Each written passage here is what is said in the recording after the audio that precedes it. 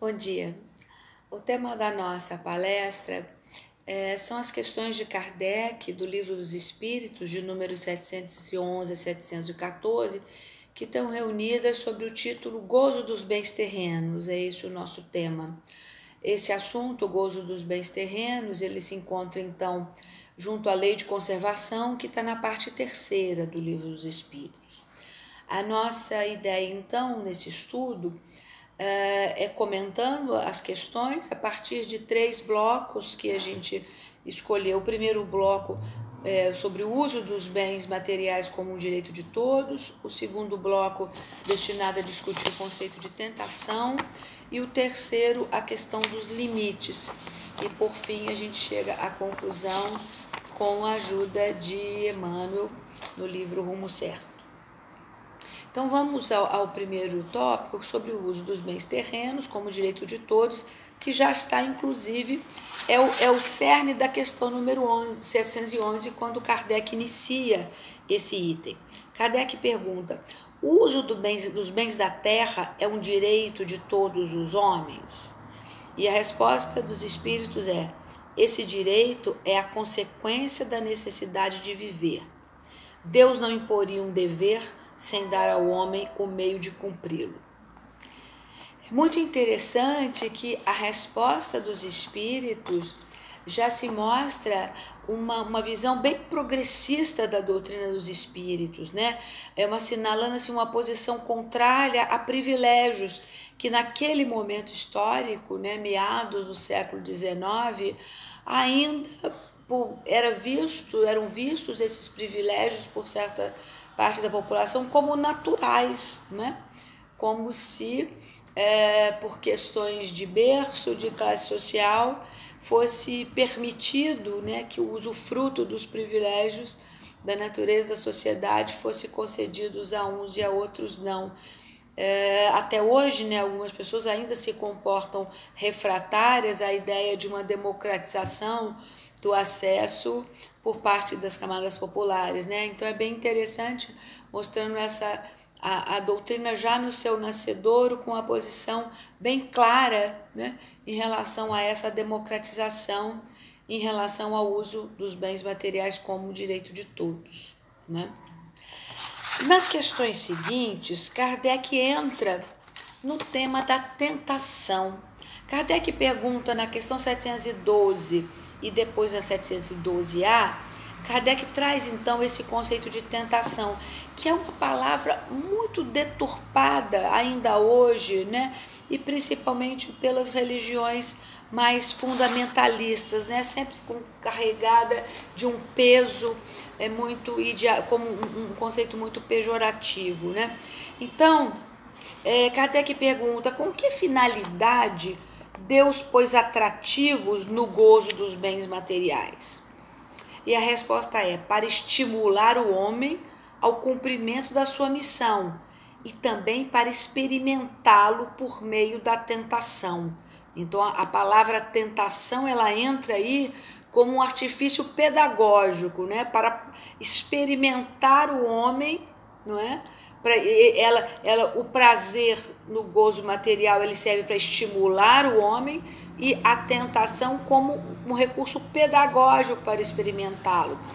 Kardec ainda insiste, por isso a questão é 702A, ele insiste: qual o objetivo dessa tentação? E a resposta é: desenvolver-lhe a razão, que deve preservá-la dos excessos. E aí, sobre excessos é algo importante da gente pensar. Mas antes vamos ler a nota que o próprio Kardec coloca a essa questão, uma nota explicativa. Ele diz: se o homem só fosse estimulado ao uso dos bens terrenos pela utilidade que tem, sua indiferença poderia comprometer a harmonia do universo. Deus lhe deu o atrativo do prazer que o impele ao cumprimento dos desígnios da providência. Além disso, por meio desse próprio atrativo, quis Deus experimentar o homem pela tentação, que o arrasta ao abuso, do qual a razão deve defendê-lo. Então, esse princípio do prazer, não é, que reside no gozo dos bens terrenos, ele, se por um lado ele é um estímulo ao desenvolvimento, é um estímulo à evolução, ele também tem o perigo de arrastá-lo para o abuso. Então, a questão aí que se coloca muito clara, não é? Que para os espíritos, o gozo proveniente do usufruto dos bens materiais é legítimo. E a tentação é um mecanismo pedagógico para o desenvolvimento do livre-arbítrio. É o livre-arbítrio que vai te colocar, o bom uso do livre-arbítrio é que te vai permitir fazer o uso correto dos bens materiais e não cair no perigo do vício e não cair na tentação, né? É muito interessante a gente entender isso, que é legítimo. Então, porque muitas vezes se cobra, né, do espírita um desprendimento total. É claro que a gente prega o desapego, mas por outro lado a gente tem que reconhecer que é legítima a felicidade e que essa felicidade, ela não, na nossa condição evolutiva, ela não advém só dos prazeres espirituais. É claro que eles são mais intensos e mais duradouros, e é claro que eles são nosso objetivo maior. Mas enquanto encarnados, não é? É natural, é legítimo, né, que, por exemplo, a gente se esforce e sinta felicidade ao adquirir um bem pelo qual a gente lutou, pelo qual a gente buscou construir, né? Não é por acaso, no nosso país, o grande sonho da maior parte dos brasileiros é a casa própria.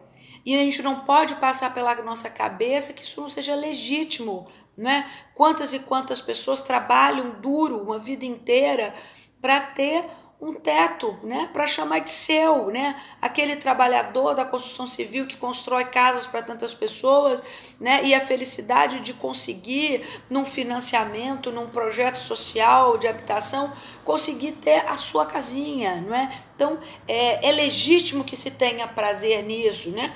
Um outro exemplo, ou alguém, ou um trabalhador, ou um jovem em começo de carreira que se esforce e poupe para comprar um carro, né, e que com isso possa viajar, possa trabalhar mais, né? Estamos dando os exemplos aqui corriqueiros, né? E a gente tem que entender que é legítimo e que isso não se coloca como falta ou como um apego excessivo. Kardec nos mostra muito claramente, né, essa diferença, né, entre o gozo que está presente nos bens materiais e que é da inteligência divina que isso ocorra dessa forma, para que a gente possa se sentir estimulado a progredir, não é? E é também pedagógico que no bom uso do nosso livre-arbítrio, a gente não transforme esse prazer em uma outra prisão e não caia na tentação, né? E a gente sabe que isso é tão frequente, né? É interessante também, se a gente, hoje em dia, os estudos da neurociência, né, essa parte da ciência que trata do cérebro, que ela se dedica muitas vezes a entender os mecanismos do prazer. Eu trouxe aqui um texto sobre um livro do neurocientista Paul Bloom, um livro de 2015, né, How Pleasure Works, né, como é que o prazer trabalha, e é muito interessante a correlação do que a ciência fala para o que a doutrina trouxe para Kardec, os comentários de Kardec.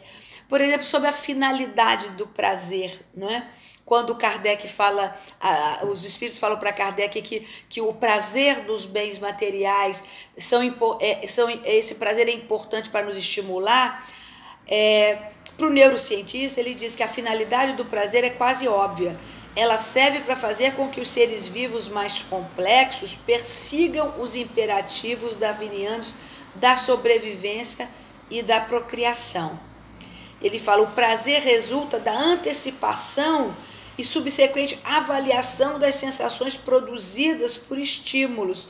Trata-se, então, de um complexo fenômeno psicológico. É muito interessante que os espíritos falam isso pra gente, né? Naquela parte tão importante do céu e inferno, quando Kardec fala que a carne é fraca, e ele chama a atenção que a carne é fraca quando o espírito é fraco, e na verdade é o espírito que comanda. Então, quando a gente se deixa levar por um excesso, pela tentação, não é a carne que é fraca, é o espírito que não consegue e acaba cedendo, que não consegue resistir. E aqui o neurocientista dizendo que o complexo do prazer não está no corpo, está na mente. É a mente que já antecipa o prazer, a sensação boa a partir daquilo que vai ser adquirido, né? E no outro momento também sobre a necessidade do prazer, se a gente comparar com a resposta dos espíritos a Kardec, que falam desse efeito, né, de estímulo, olha que interessante, esse neurocientista ele diz que o prazer é uma das principais forças que nos faz agir.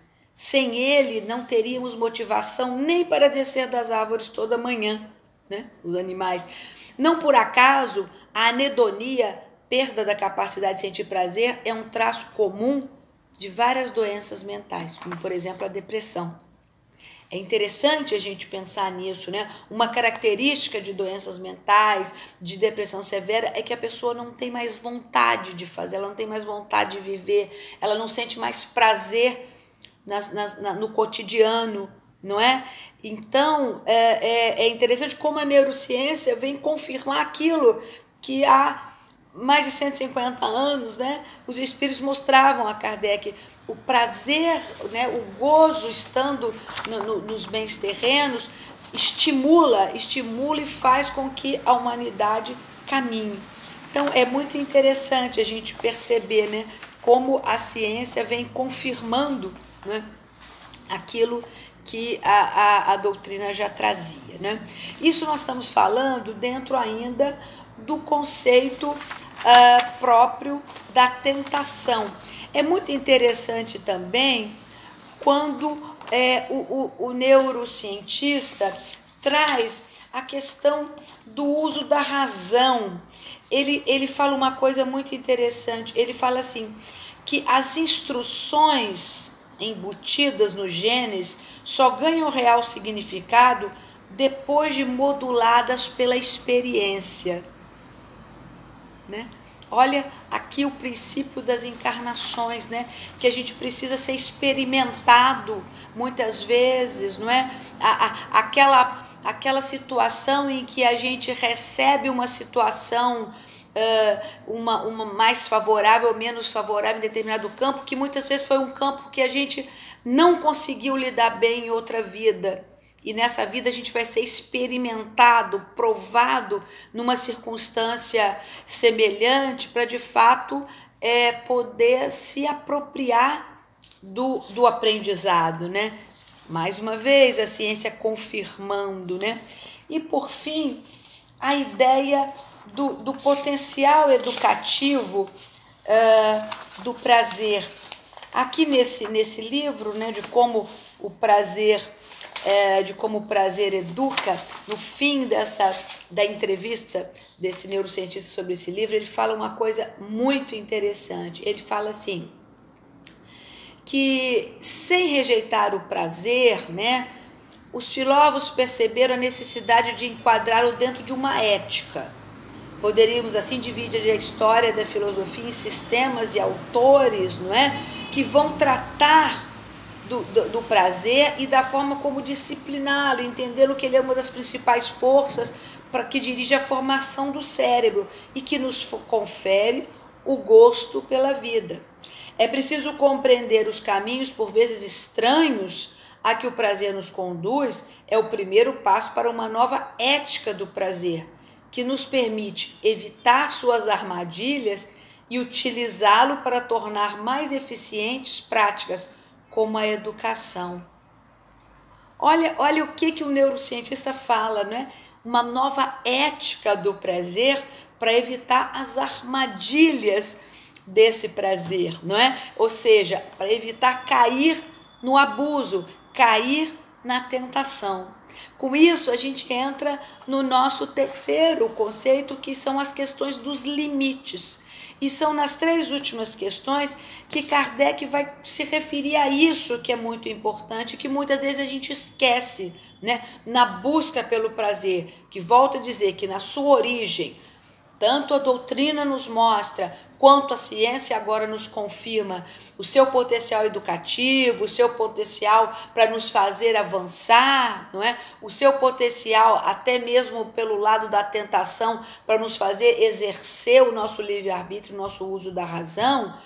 Mas a gente só vai conseguir que ele funcione assim se a gente estiver atento para a questão do limite, porque até mesmo o prazer, entendendo como legítimo, é preciso entender que o usufruto desses bens que geram esse prazer também tem limites, né? E aí é o que Kardec pergunta a partir da questão 713.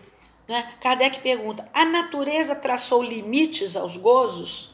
E a resposta é sim, para vos indicar o limite do necessário. Mas pelos vossos excessos, chegais à saciedade e com isso vos punis a vós mesmos. Né? É muito interessante a gente perceber isso, né? Que na maior parte das vezes o homem chega ao limite, ele percebe que já é o suficiente, mas ele ultrapassa esse limite. Desculpa. Na 714, Kardec pergunta: que se deve pensar do homem que procura nos excessos de todo gênero o requinte de seus prazeres? A resposta é muito dura, é: pobre criatura, que devemos lastimar e não invejar, porque está bem perto da morte.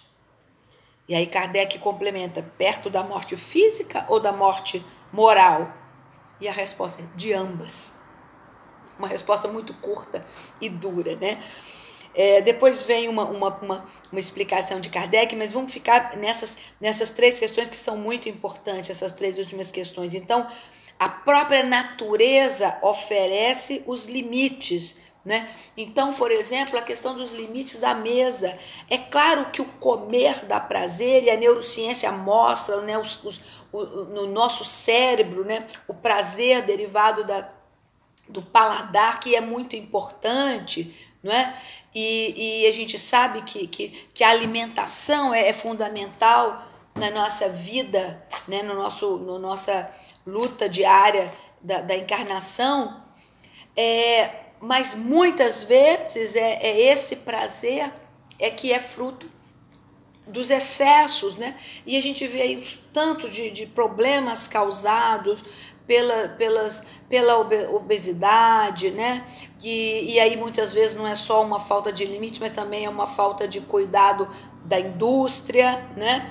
E não só da indústria que faz, mas também dos comunicadores, né? Do marketing, de tudo isso que corrobora para a gente ter o que a gente tem no mundo hoje, a obesidade como uma situação quase epidêmica, né? No Brasil, a obesidade juvenil já é preocupante, como é também nos Estados Unidos e alguns países, e ao lado da fome, que assusta, né, milhões de seres humanos. Então, a gente tem aí a escassez e o excesso aí convivendo de uma forma muito impressionante, né? E todos os outros excessos, né? A gente percebe ao lado deles muitos trabalhos sendo necessários para ajudar as pessoas que não conseguem se ater ao limite, né? Como, por exemplo, o trabalho belíssimo que falam os alcoólicos anônimos, né? Para justamente auxiliar esse que não consegue, né? Se colocar no limite do prazer que a bebida pode gerar, e tantas outras, né? Hoje em dia há tantas áreas de abuso, né? E de acumuladores excessivos, né? E também áreas de tratamento para aqueles que abusam do sexo, para aqueles que abusam da compra, né? E todos esses grupos de ajuda e que fazem um trabalho muito nobre, não é? E de que pessoas que certamente quando buscam esse lugar é porque já despertaram para a necessidade, né, do controle e precisam de ajuda, porque de fato é uma situação bastante difícil, e nós como espíritas sabemos que ela é difícil não só pelo que acontece no corpo e do plano físico, mas também por todas as ligações no plano espiritual, né, e todos os processos obsessivos que podem estar ali junto com essa pessoa que tenta lidar, né, com a saída do vício, né? Mas os espíritos são muito claros quando mostram isso, né? É interessante que os animais usam, por exemplo, dos bens da natureza no limite da sua necessidade, né? E nesse ponto, ainda que a gente saiba que não existe evolução retrógrada, que o processo é sempre caminhar, mas a impressão que a gente tem é que os humanos ainda mais materializados se comportam de uma forma ainda inferior, né? No sentido de buscar mais do que eles poderiam, o que deveriam utilizar. E nesse sentido, quando os espíritos falam que essas pessoas, a essa criatura devemos lastimar e não invejar, é um recado muito importante, porque muitas vezes as pessoas que têm bens em excesso, elas acabam sendo alvo da inveja de muitos, né? Porque elas inadvertidamente também têm prazer em exibir, não é? Hoje em dia a coisa da ostentação, né? Tem até gênero musical, rap, ostentação, né? Como se fosse uma qualidade ostentar, né?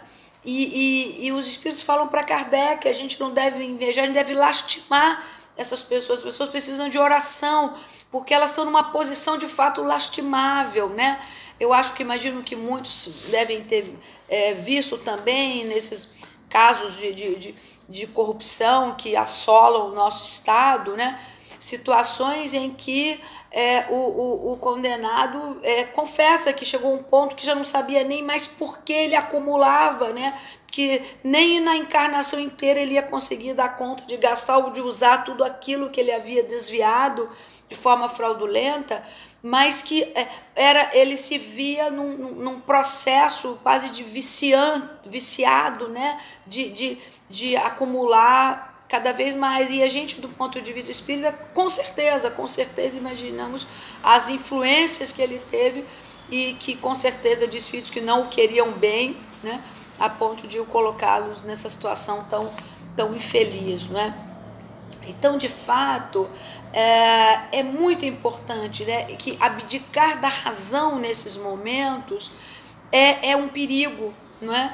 Porque leva, como os espíritos falam, não só muitas vezes apressa a morte física, né? Quando eles dizem a gente deve lastimar porque eles estão bem perto da morte, e quando Kardec pergunta da morte física ou moral, ele fala de ambas, né? Porque esses excessos comprometem a saúde do corpo físico, claro, em todos os sentidos, né? Do corpo físico e mental, não é?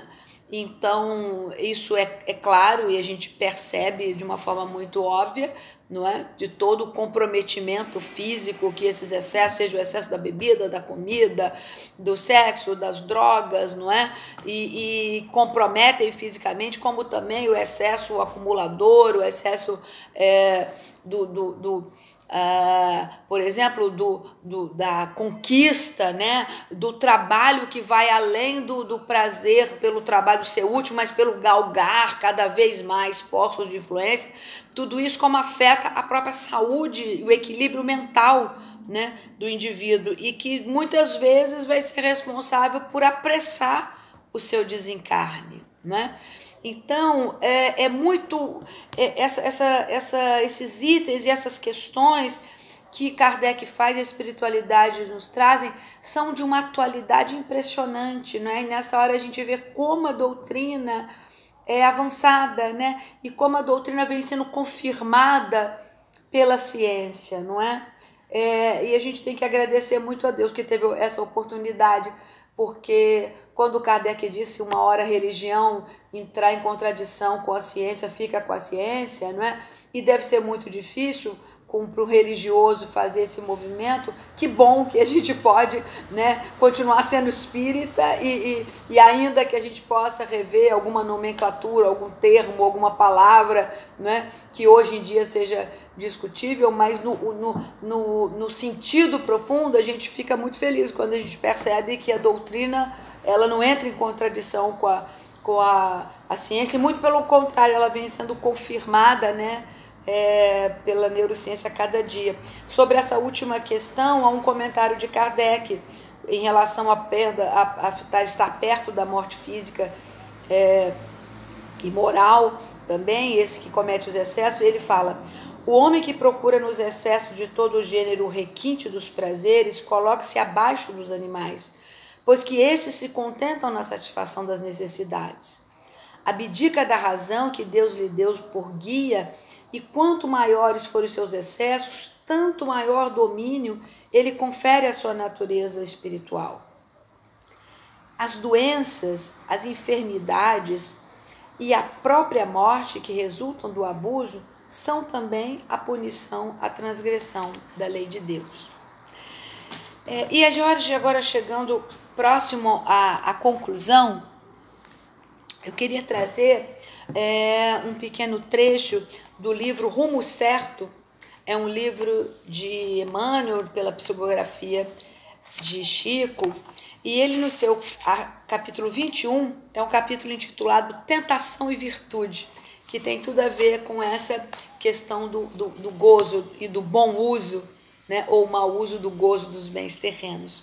Então ele começa mostrando a vitória da virtude sobre a tentação. Ele fala assim: quando a criatura retém enorme fortuna, podendo claramente desmandar-se na avareza e procura utilizá-la só no progresso e no bem-estar dos semelhantes, né? Quando a pessoa dispõe de autoridade para manejar no seu proveito a influência, mas ao invés disso emprega no auxílio dos outros. Quando o homem ofendido se vê com todos os meios de vingar, mas perdoa de coração a ofensa recebida. Ou quando alguém já fez por outros todos os benefícios, mas recebe a incompreensão por resposta. Em verdade, eu vos digo, semelhantes companheiros terão vencido as maiores tentações que lhes assediavam a vida. Ou seja, né, esse que tem fortuna e que podia ceder à tentação da avareza, mas continua operando pelos semelhantes, é a virtude, né, da caridade que vence. Esse que tem autoridade, que podia usar a influência a seu bem proveito, né, e continua auxiliando os outros, ele também vence a tentação do orgulho, né, e do interesse pessoal, e mais uma vez é a virtude da caridade, da solidariedade que vence.